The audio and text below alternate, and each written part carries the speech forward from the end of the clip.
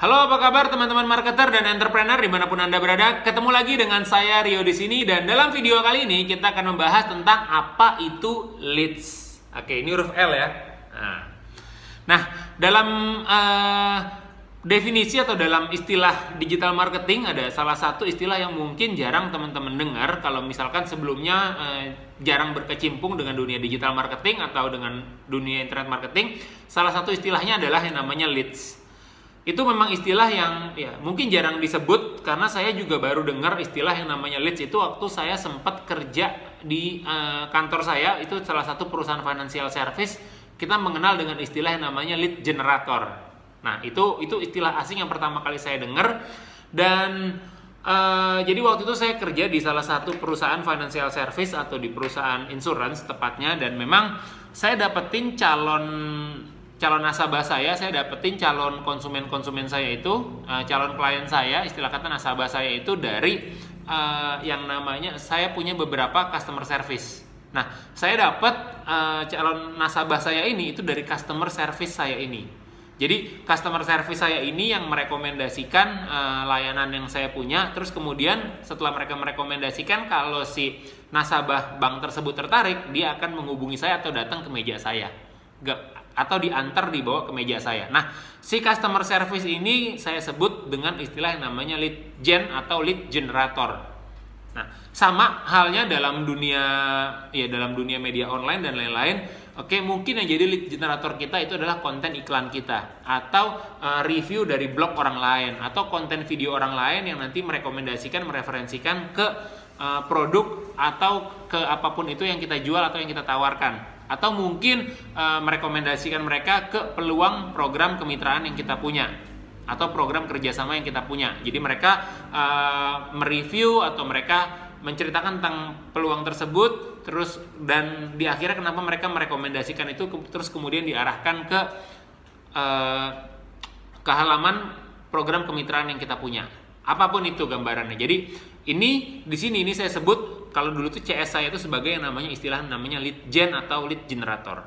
Nah, kenapa dibilang namanya lead generator? Karena lead generator itu adalah generator atau generator itu bisa dibilang mesin atau sesuatu yang melempar atau memberikan lead atau memberikan calon konsumen atau calon prospek potensial buat bisnis saya, buat produk saya.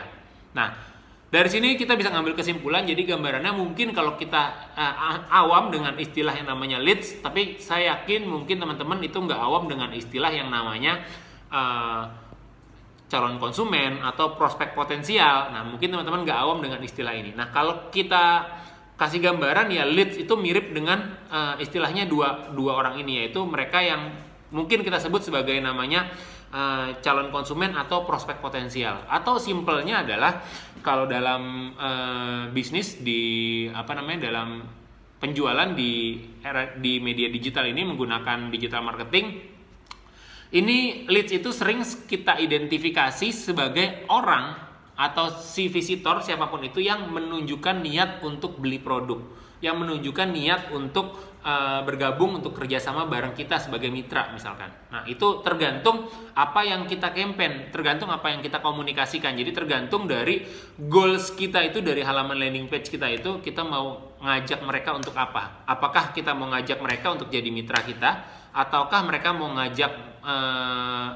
kita mau ngajak mereka untuk beli produk kita, untuk coba produk kita, ataukah kita mau ngajak mereka untuk hadir di acara pernikahan kita. Nah, kan kalau misalkan kita bikin undangan pernikahan itu, kita bisa ngeliat kan, mereka nih yang tertarik nih pakai hadir untuk datang ke pernikahan, kira-kira berapa orang. Nah, itu kita udah kira-kira tuh, kita udah bisa mulai menghitung-hitung amplopnya kira-kira berapa. Enak nggak kira-kira?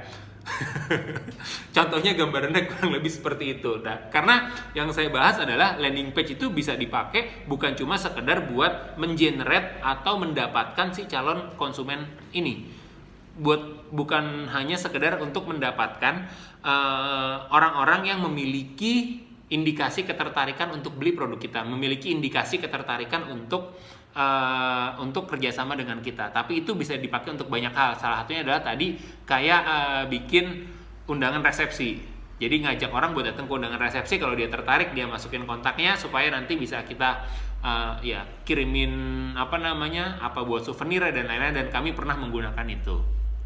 Oke, jadi gambarannya kurang lebih seperti itu. Leads itu istilahnya adalah pengunjung atau orang yang menunjukkan indikasi untuk beli. Simpelnya itu. Nah, ini banyak banget pertanyaan di era sekarang ini, karena kan saat ini tuh banyak yang pakai iklan Facebook, banyak yang pakai iklan Instagram, terus mereka pakai yang namanya leads. Nah, ini kita mengidentify leads-nya itu, atau mereka itu dikategorikan leads itu kalau apa sih? Apakah kalau mereka masukin kontak atau nama? Kebayang ya? Atau kalau mereka masukin kontak atau nama, itu belum tentu parameternya leads. Kebayang ya? Nah, untuk ngebahas ini sebenarnya saya mau tarik mundur dulu, saya mau tarik ke belakang dulu, oke? Supaya kita lebih paham. Contoh misalkan kita menyebut orang-orang yang beli produk kita, kira-kira apa? Pembeli toh. Oke. Kita menyebut orang-orang yang mereka kerjasama dengan kita sebagai mitra adalah sebagai apa? Mitra. Oke, ini dua hal ini. Nah, terus kira-kira berarti kalau misalkan mereka belum mereka baru tertarik untuk beli produk kita, mereka baru tertarik untuk jadi mitra kita atau jadi partner kita sebutnya dengan istilah apa? Dengan istilah yang namanya calon mitra atau calon pembeli. Nah, biasanya di parameter itulah saya nyebut mereka sebagai leads. Oke, leads ini adalah orang-orang yang cocok untuk saya kategorikan sebagai calon pembeli saya. Kira-kira mereka ini pas nih kalau saya jadiin calon pembeli saya. Bisa jadi kayak gitu. Nah, karena kalau misalnya kita tarik ulur lagi, kita tarik mundur lagi, saya sering nyebut dengan istilah yang namanya sebelum leads itu ada yang namanya suspek. Sebelum prospek itu ada yang namanya suspek. Nah, suspek itu bisa saya sebut istilahnya adalah orang-orang yang memang saya pikir atau menurut saya cocok buat jadi calon konsumen. Kebayang ya? Itu kan baru saya suspek, saya baru ngira-ngira. Oke, orang-orang yang saya suspek cocok buat jadi mitra saya, tapi belum tentu mereka qualify sebagai mitra, belum tentu mereka qualify sebagai konsumen. Kebayang ya? Nah, itu memang ya kita yang mendefinisikan alur dari strategi marketing kita sendiri. Nah, saya biasanya untuk ngubek-ngubek tentang saya mau mengkategorikan leads ini di mana, apakah dia sekedar warm leads ataukah dia sekedar atau memang dia hot leads. Maksudnya warm leads ini adalah yang tadi saya bilang mungkin dia cocok untuk jadi mitra, tapi belum tentu dia qualify untuk jadi mitra. Setelah dia qualify untuk jadi mitra, terus dia mengisi syarat kemitraan, oke, ya itu saya kategorikan sebagai namanya hot leads. Bisa jadi kurang lebih kayak gitu. Itu semuanya parameter kita yang menentukan. Sebagai pelaku bisnis, sebagai seorang marketer, itu kita yang menentukan. Jadi kalau ditanya, ada parameter bakunya nggak? Hampir nggak ada sih. Sebenarnya itu tergantung apa yang kita tawarkan, apa yang kita jual, apa yang kita komunikasikan. Itu tergantung. Kita minta mereka buat ngambil keputusan apa. Nah, sebelum mereka ngambil keputusan tersebut, mereka perlu ngelakuin apa? Contoh misalkan, saya ngajak Anda buat beli atau buat coba paket minuman kesehatan misalkan. Nah, Anda baru ngisi form order. Oke, tapi Anda belum bayar, karena kan kalau kita di Indonesia itu budayanya adalah orang tuh ngisi form order tapi belum tentu bayar. Dari orang yang ngisi form order terus bayar itu biasanya tuh berkurang lagi, rasionya tuh 50%. Nah, ada beberapa teman-teman yang menggunakan campaign-nya itu adalah dari iklan, oke. Terus masuk ke halaman order, oke. Dari halaman order mereka nyebutnya itu view content. Terus kalau tertarik orang ngisi order form itu namanya add to cart. Nah, add to cart-nya di kita itu di Indonesia itu juga bisa dikategorikan sebagai leads. Oke, ini calon konsumen karena dia udah tertarik, udah ngisi form buat beli tapi dia belum bayar. Ya, itu macam-macam sih kita mengkategorikannya itu. Nah, karena kebetulan saya bikin video ini dalam kondisinya itu pandemi corona. Nah, ini mungkin ada analogi yang bisa membantu teman-teman untuk lebih memahami ketika kita mau menentukan atau ketika kita mau mengkategorikan leads itu seperti apa di iklan kita atau di campaign kita atau di activity digital marketing yang kita lakukan. Contoh misalkan gambarannya gini. Kalau orang yang biasa-biasa aja, dia nggak lagi di-identify as sebagai orang yang terinfeksi coronavirus, dia kan biasa aja, bener nggak? Dia berlalu larang. Tapi ada orang-orang yang kira-kira dia tersuspek atau teridentify sebagai calon pasien potensial coronavirus. Oke, nah itu mereka yang disebut dengan istilah yang namanya ODP. Kebayang ya? Jadi ODP itu orang dalam pengawasan. Nah, ODP ini kan itu banyak indikasinya. Misalkan karena dia bepergian, terus misalkan karena memang dia bepergian atau pindah tempat dari tempat orang yang dari zona merah ke zona, ya nggak tahu saya ada nggak ya zona yang nggak merah, kayaknya udah pada merah semua. Misalkan melakukan perpindahan wilayah dari zona merah ke zona yang mungkin masih purple, mungkin masih ungu ya, apapun itu. Atau mereka yang terindikasi pernah berinteraksi dengan orang yang positif COVID-19, terus nah mereka teridentify sebagai ODP. Nah, ODP itu buat saya kategorinya itu dia masih suspek. Oke.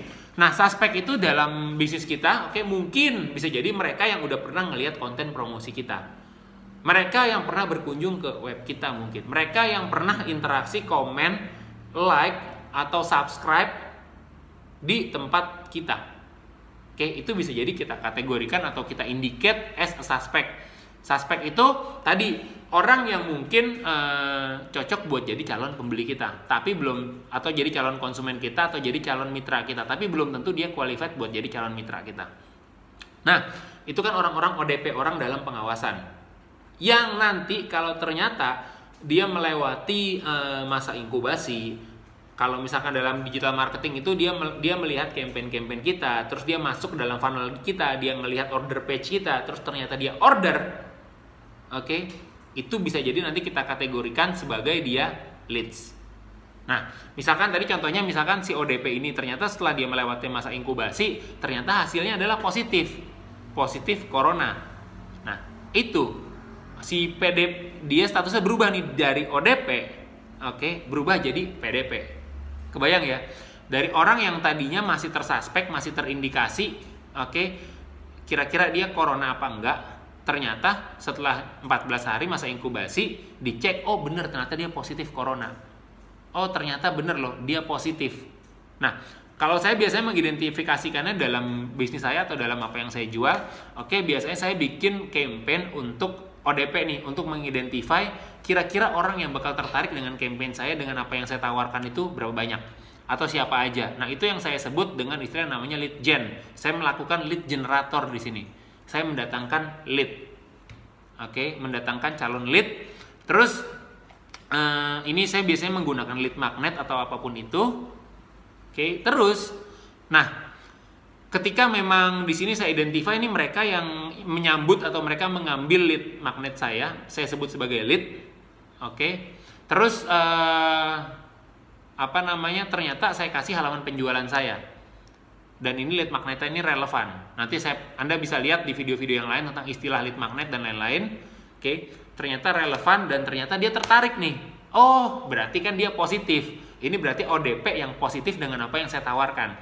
Nah, dia ngambil indikasi dong dari halaman penjualan saya ini, bisa jadi dia ngechat, dia nanya, atau bahkan dia mungkin langsung add to cart, atau dia langsung dia langsung order, langsung pesan. Tapi ketika dia langsung order, langsung pesan, dia belum bayar, bisa jadi kayak gitu kan. Nah, itu dia udah ngisi form, dia masuk ke halaman yang selamat Anda silakan transfer biaya sekian segitu. Nah, kita selaku pemilik bisnis, kita boleh menentukan apakah leads parameter kita itu di yang pertama setelah dia masuk jadi ODP atau dia jadi PDP. Jadi setelah dia ODP masuk ke sini nih, ini kita bisa bikin parameternya di sini atau parameternya setelah dia masukin form order. Itu macam-macam. Itu tergantung kita, tergantung parameter yang mau kita ukur itu sejauh mana. Dan ini nggak ada yang benar, nggak ada yang salah. Semuanya juga bisa bisa punya parameter masing-masing tergantung bisnis Anda masing-masing. Gambarannya kurang lebih seperti itu. Jadi begitu dia masuk order dan ternyata dia pas order itu dia langsung bayar. Oh, dia masuk dari kategori konsumen. Berarti yang tadinya tuh PDP, dia melewati masa perawatan, masa tunggu, dan akhirnya dia sehat, dia sembuh kembali. Itu jadi konsumen istilahnya. Karena biasanya nih yang udah masuk ke ke PDP ini kan juga kemungkinannya dua. Orang yang udah jadi calon konsumen kita, oke, calon konsumen artinya mereka yang udah tertarik atau udah positif dengan penawaran kita, itu kemungkinannya dua, antara dia jadi beli atau enggak. Sama kayak PDP tadi atau pasien tadi, kemungkinannya kan juga dua, antara dia sembuh atau dia nggak sembuh. Nah, itu mirip posisinya di situ. Jadi kalau buat saya istilah lead itu sama dengan yang namanya PDP. Lead ini adalah PDP atau mereka memang udah tertarik. Nah, di sini saya sebut dengan istilah yang namanya suspek.